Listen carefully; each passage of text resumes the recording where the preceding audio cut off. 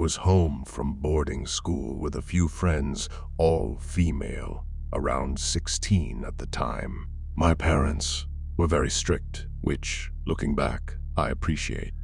For some excitement, my friends and I decided to sneak out one night. I lived in a small beach suburb of a town, and it was a Tuesday night, so there was no reason to sneak out. However, we decided it would be fun to spend the night sitting on the beach, drinking and talking, refusing to accept that the summer holidays were almost over.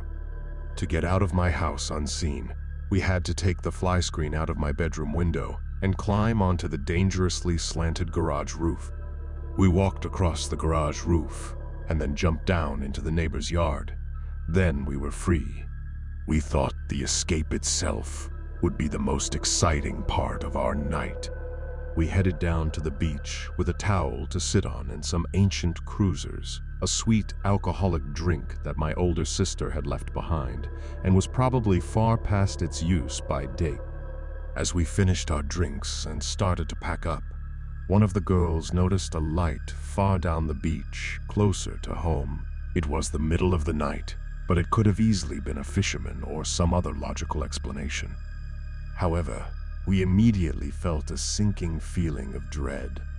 While we decided whether to head home and pass the light on the beach, or stay in the hope that it went away, we noticed that the light was getting closer. Additionally, a second light had appeared in the distance at the other end of the beach, leaving us in the middle of two distant unknown figures. Freaking out a little, as 16-year-old girls do, we sat frozen, debating what to do. As 16-year-old girls do, we considered hiding in the bushes behind the beach, despite the probability that these unknown people approaching were well-meaning. Before we could make up our minds, we started to hear voices approaching, young male voices yelling, bickering, and laughing. The men on one side closed in on us quickly, seemingly surprised to find other people on the beach, but introduced themselves and were charismatic and good-looking, which somewhat put us at ease. Within minutes, a couple more young men from the other direction joined us, also knowing the first group who, by this stage, had sat down and started talking to us. They said they were tourists, visiting, and had nothing better to do, so they decided to take their drinks to the beach. Looking back, I think of how uncomfortable I felt in my gut. We were just young, naive girls, feeling flattered by the attention of older, attractive guys. We sat with them for at least an hour, and the conversation was normal enough. But a few of the guys were getting uncomfortably touchy, placing their hands on our upper thighs, lower backs, and around us, not letting us go when we tried to pull away. We politely tried to leave more than once, but each time, the guys would beg us to stay or make excuses why we shouldn't leave yet. One of them was playing his guitar and even promised to play our favorite songs if we stayed. Finally, we insisted on leaving, stating that our parents would wake up soon and realize we had snuck out, a big mistake, telling them that nobody knew where we were. We started the 20-minute walk home along the beach, and a few of the guys insisted on walking with us to ensure we got home safely. The whole walk home was filled with more uncomfortable moments, with the guys continuously trying to touch us. We even made up fake boyfriends to try and get them to stop without seeming rude. Being polite is a creep's best friend. Only 3 of the guys left with us when we started walking home, but the rest stayed on the beach. We noticed that they had all started following as soon as we were far enough away to be mostly out of sight. We were relieved when my house finally came into view, although we didn't want them to know where we lived. We hastily said our goodbyes and sprinted into the neighbor's yard and out of sight. Luckily, we made it home safely that night. But that wasn't the end of it. The next morning, we woke up to the sound of someone strumming a guitar. It took a moment for the events of the previous night to sink in. Terrified, we peeked out of my bedroom window to see the same group of guys staying in a holiday house on the cliff above my house. They had a balcony overlooking my backyard and straight into my bedroom window. I don't want to think about how long these guys were watching us in my bedroom, getting changed, laughing, or worse. As much as I wish it was a coincidence, that night on the beach, I can only imagine they watched us sneak across the roof and then decided to follow us. Otherwise, why would they split up and comb the beach from opposite ends? When people say nothing good ever happens past midnight, they say it for a reason. I, along with my girlfriend at the time, and my best friend, sneaked out during that summer, something we did quite often. Each time was better than the last.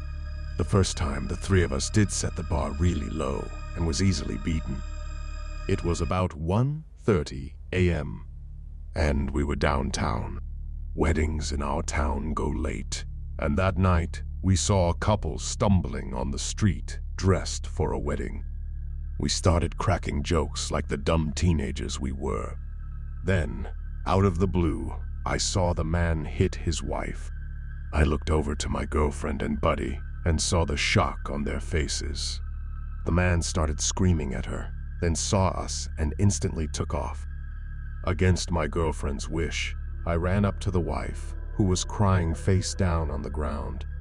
My girlfriend and friend were at the end of the street. I told them to give us some space. I'm trained to deal with things like this. I'm in a Navy program and know how to talk to people. She was very intoxicated and could hardly talk. I was able to calm her down and asked her what her name was, where she was from, where is she staying, etc. This conversation went on for about 15 minutes, and by now, my group had caught up with me and, as I asked, was giving me space to do my thing.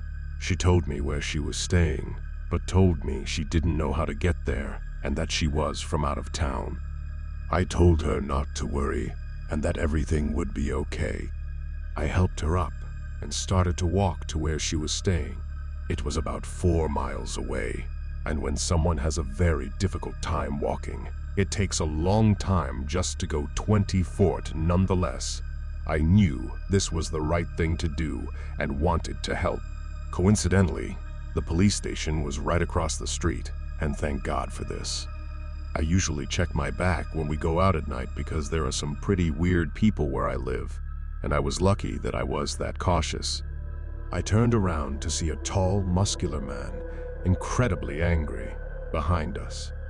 I turned to the woman and asked if that was her husband, to which she started trembling and muttered yes. I told my friends to get away from us because I knew things were going to get bad. They went to the other side of the street, and I could tell they were scared for me. My buddy had his phone out, ready to call 911, and my girlfriend was shaking. Then, this guy was on me and his wife. He was screaming at me for having the audacity to help her and for being near his wife. The entire time, I was occasionally glancing down at his hands when they weren't in my face to make sure they weren't in fists. I never said anything to try to start more of an argument. Only things like, "Sir, you need to step away from me, and you need to calm down. The police station is just across the street." Things that you would say to avoid getting into a physical altercation. I'm a tall guy. I'm 6'2" and feel like I'm not someone people want to mess with, but I'm under 18. This guy was probably in his early 30s, about 6'4", and 100% muscle. A very, very scary man. I looked down, saw his hands in a fist, and stepped back quickly, keeping his wife behind me. This wasn't smart. Standing between a drunken man and his wife is a big no. I mouthed to my friend, "Get the police right now," and he turned around and sped the other way. The police didn't notice me doing this, so I figured I was good. It took them about 5 minutes to come out, and by then the guy had fled. I told them what happened, and they sent out a search team for this guy.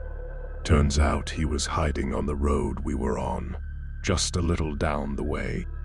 The police took the woman and escorted her back to where she was staying and kept the man in the station for the night. They thanked me for what I did and told my friends and me that we should go home. We agreed as youth does and went on our way. The moral of this story is if you see someone who needs help, help them. It is up to you to be the hero they need. This happened 4 years ago. I'm a girl, and at the time, I was 12, going on 13 in just a month or two. The friend I mentioned in this story was 14. Sally, who I was staying with that night, was quite a bit older than me. At least at the time, the 2-year age gap was quite big. At 12 years old, I was about to start my second year of middle school, whereas Sally should have been about to begin her sophomore year of high school. I met her at the beginning of my first year at a new school. She was older than the other kids in our grade and was considered one of the popular kids. I think that was what drew me to her at first. We became fast friends, and before we knew it, were spending every single weekend together. Seriously, every single weekend. Nothing seemed out of the ordinary. It was your typical Friday night. We carpooled to her family's apartment after school. I've always been a picky eater, so when her family had dinner, I didn't eat with them. I just snacked on the Pop-Tart that I'd stowed away in my backpack in case they ordered something that I wouldn't eat. Something to note is that her family was pretty religious. I wouldn't go as far as to say they were fanatics, but they didn't allow their kids to watch horror movies or anything that was rated PG-13 or older. It didn't stem from the desire to protect them from something inappropriate. Sally's mother had an irrational fear that scary movies had satanic messages. We asked to watch The Purge, and her mom said no. After some negotiating, she agreed to let us watch Hunger Games instead. After the movie, Sally and I went to hang out in her room. She put on some music, and being the age we were, we gave each other makeovers. By the end of it, we were looking much older than just 12 and 14. This part of the night was when things started to seem off to me. Sally wasn't the most positive influence despite being my best friend at the time. She was manipulative and got off on putting me down. She had a habit of talking to men online and lying about her age. Sally showed me some texts between her and the man she was talking to. I can't give you an exact recount of them, but they consisted of him trying to convince her to meet up with him and just the usual things you'd expect from a creep online. According to him, he was 19, tall, and blonde with soulful blue eyes. Once I saw the texts, I asked if she had a picture of him. Something didn't sit right with me after seeing the messages. She showed me what he looked like, and he was very clearly not 19. This man was at least 40 and looked like he lived in his mother's basement. Then we got a call from him. Sally answered, without hesitation, and when I heard the voice on the other end of the call, I felt like I was going to be sick. "You're so pretty. Why don't you come to meet me?" he asked. Sally said that she couldn't because she was spending the night with a friend. The mention of that sparked his interest, and then he proceeded to try and ask us both to meet him. Sally, lacking any common sense, said yes. Thus began her plan for us to sneak out and walk 15 blocks to meet him in a deserted McDonald's parking lot. I didn't want to go. I was raised on stories of what happens to teen girls who meet random men from the internet in person. But after adamant pleading from Sally that she didn't feel safe going by herself, I agreed. We took our phones with us for the walk. I had a kitchen knife stuffed in my bra in case something were to happen and I needed to defend myself. The route we had to take didn't have very many street lamps, and there weren't any houses. We were surrounded by trees on both sides of us. When we got to the parking lot, the only car parked nearby was a black, beat-up 2000 Toyota Corolla. The car was still running when we got there, and from what we could tell, there was more than one person inside. The man from the picture got out of the front passenger seat and left the door open behind him before approaching us. I turned my flashlight on so I could see, and he was obviously on something. I can't tell you what kind of drug it was for the life of me, but his eyes were so wide they looked like they were about to pop out of his head. He was jittery and kept twitching. I became very conscious of how big he was, maybe 6'2", around 280 lbs. For reference, my friend and I did not look at our ages. Even without makeup, I'm about 5'2". My friend was pretty tall, probably around 5 to 7. We were both significantly smaller than him. The man reached out for us and caught my friend by the arm. I went to get my knife as quickly as I could, and that's when I saw his friends getting out of the car. He invited us back to his car and offered us booze and drugs. But after seeing my knife and that I was ready to call the police, he released my friend. I took Sally's arm and ran faster than I ever had in my entire life. We took the long way home to avoid them finding out where she lived in case they were following us. Once we got there, her family was still sound asleep. We locked all the doors, closed the blinds, and blocked him on everything. There wouldn't be any sleeping that night. We were constantly peeking out the window. To our dismay, that same Toyota was circling her apartment building not once, not twice, but 3 times. I never mentioned any of this to my parents out of fear of getting grounded or in trouble. I'm 16 now, and they still have no clue. I still get nervous when I see a car similar to the one from that night. As for Sally, her parents never found out either. We agreed never to speak about it again. Thankfully, she moved into a new house just a few weeks after that happened. Safe to say, Sally and I haven't spoken in 3 years. She was upset with me for ruining her night, and our friendship didn't last long after that. Looking back on it now, it was definitely for the better.